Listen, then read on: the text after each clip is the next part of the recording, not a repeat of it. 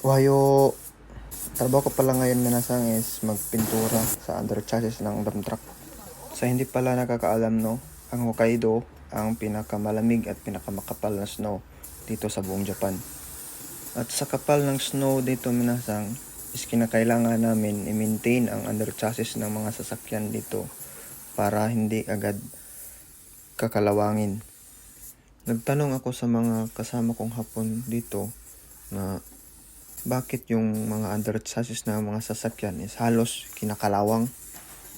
At hindi lang basta kalawang minasang, sa sobrang kalawang niya minasang halos mabubutas na yung katawan ng sasakyan. Nagtaka ako minasang kasi ba't kinakalawang, yung snow is ulan naman yan at wala naman yung halong asin.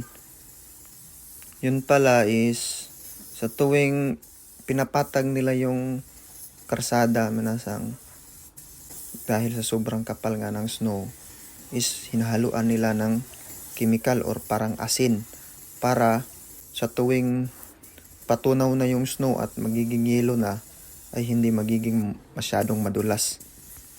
Kaya pala halos lahat ng sasakyan na pumapasok sa shop namin is bago siya lalabas, kasali talaga yan sa maintenance yung pagpipintura ng under chassis.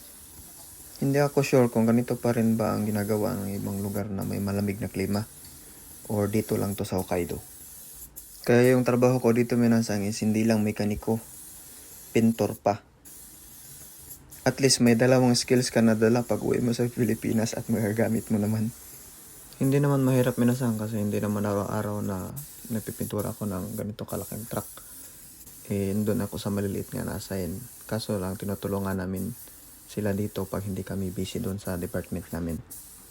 Hanggang dito na lang minasang, salamat sa panonood. Thank you and God bless.